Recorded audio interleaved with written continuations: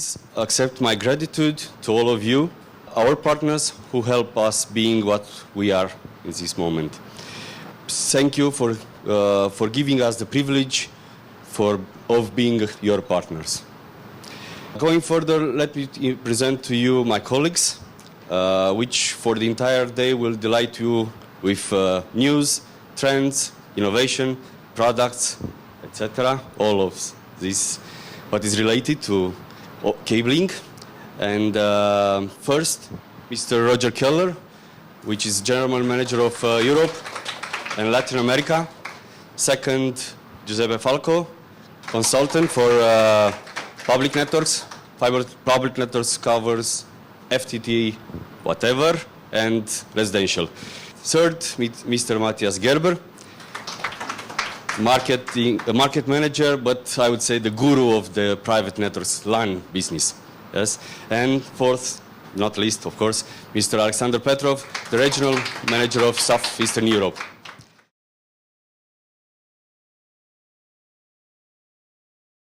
I'd like to thank you for the long-term relationship you have with our team here in Romania.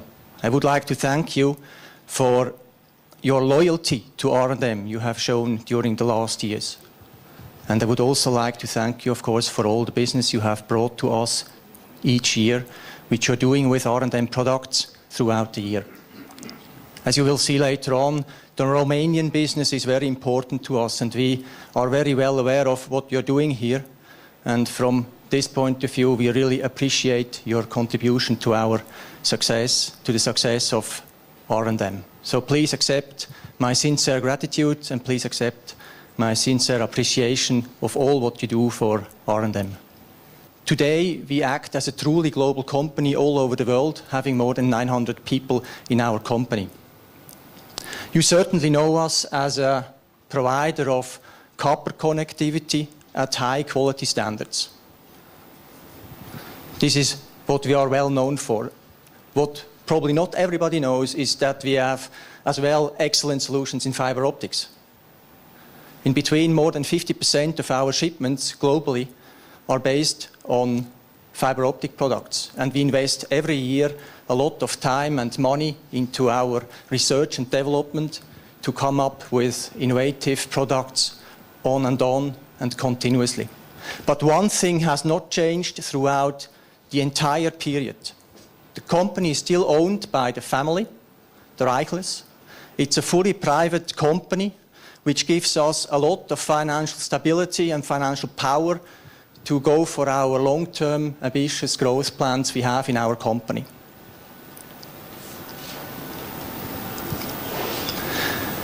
Just looking at a few figures to underline what I just said. On this chart, you see the revenue growth during the last 5 years. You've seen that we have, or you see that we have achieved an increasing trend throughout the last 5 years. In between, 70% of our revenues are generated actually outside of Switzerland.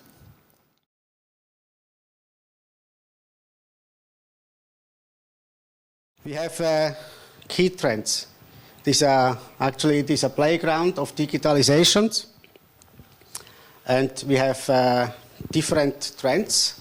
One of it is the market trends. The market trends is what we see is this acceleration and optimization of the return of investment, and this is only possible by simplified access cabling, by just to invest by growing, and not to do a big invest on the beginning and wait of customers till you have all point full. So grow by invest by growing. Then also the consideration of the point passive optical network upgrades. This is about 5 years time frames. Then we have micro trends. The micro trends is the reduction of the downtime and failure rate to reduce it, and a clear subscriber identifications. Then we have also the mega trends. these are the Internet of Things. So everything goes to the Internet in the future. And speed and latency improvement. What does for impact it has for the market trends?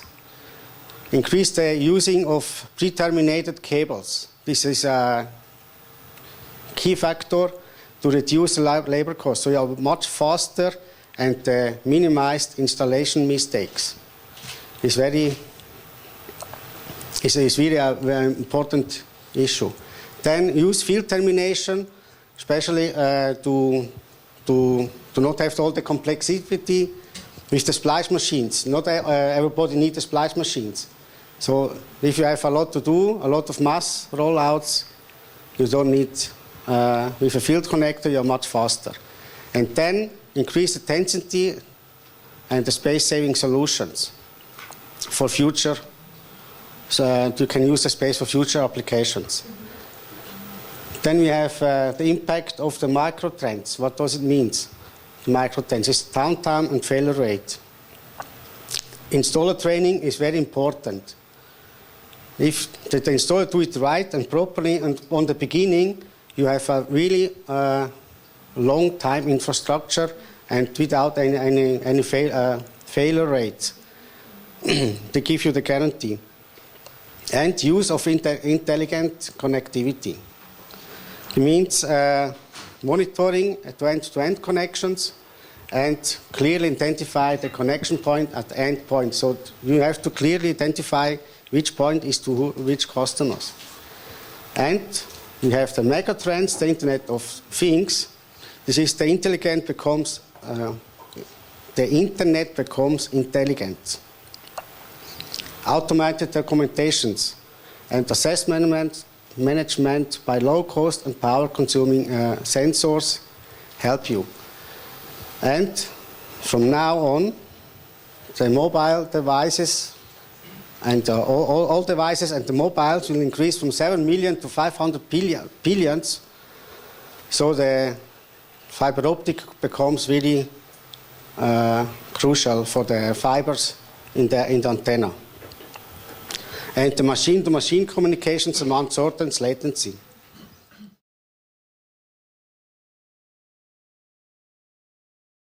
Data centers. So what are the important things? And I would like to go through a few of these trends we see in data center and show you what solution we do have for them.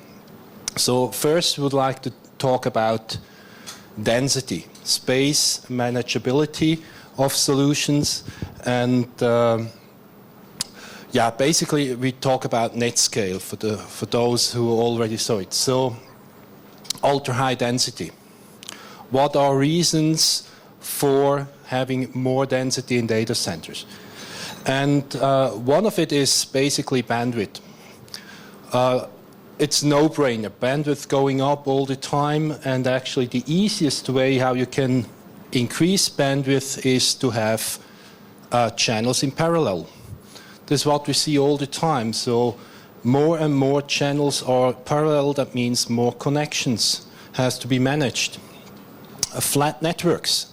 Data center produce more and more traffic that are never actually leaving the data center.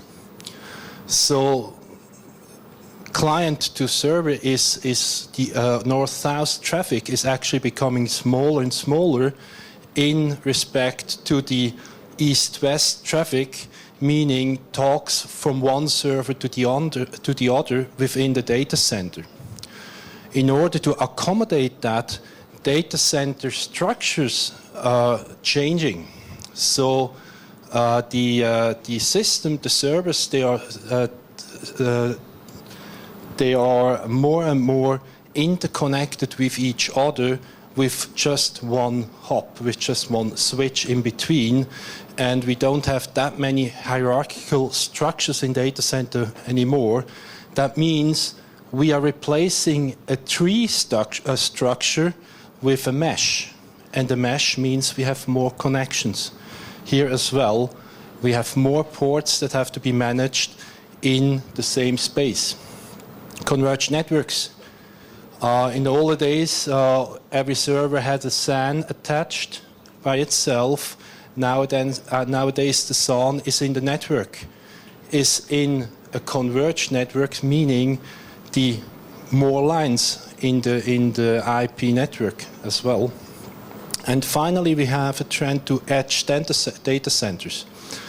Now, edge data centers are small, flexible data centers distributed very near to the customer, to the application. So if you imagine a hotel like this, with a lot of people streaming videos, streaming TV, so it wouldn't make sense to have this TV stream the data coming all the way from whatever island. So it would be much more sensible to have a small data center very near here in the hotel and just streaming from the hotel inside the hotel to all individual TVs, but having just one uplink to the main data source somewhere, maybe in Ireland.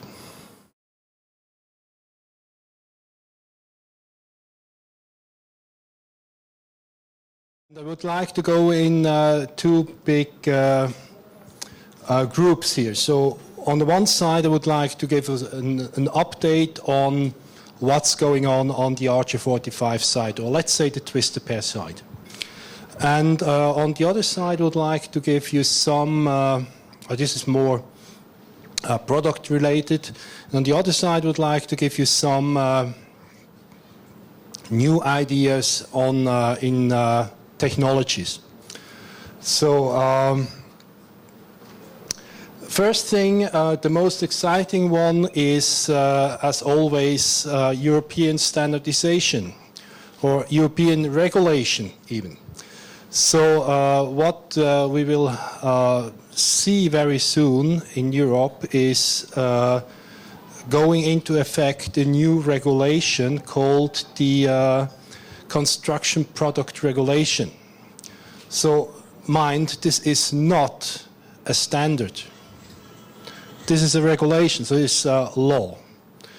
And whoever is part of the European Union or connected with it will have to fulfill it.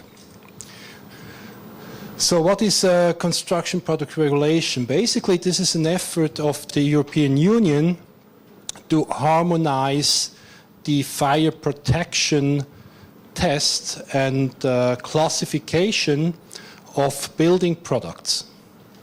Building products is whatever goes into a building.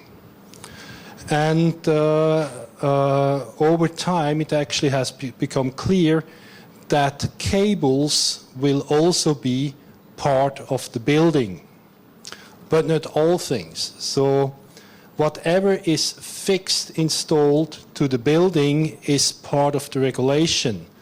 In cabling, that means installation cable is part of it. Consolidation point cable, probably part of it. Trunks, part of it. Not part of it are, for example, outlets, racks, panels. So everything at the end of the installation cable, left and right, is not part of the regulation, but the cable itself is. And to make it even more complicated, it's not depending on the product, it's depending on the application of the product. So a flexible cable used in a patch cord is not part of the regulation. However, this flexible cable used as a consolidation point cable is part of the regulation because it comes fixed to the building. So, what it does not do actually is to give a common requirement. So what it means, we have different common classification for all products. It's called A, B, C, D, E, F. But it doesn't actually regulate how high this classification has to be in different countries. So every country is required by regulation to make a law in defining how good products have to be.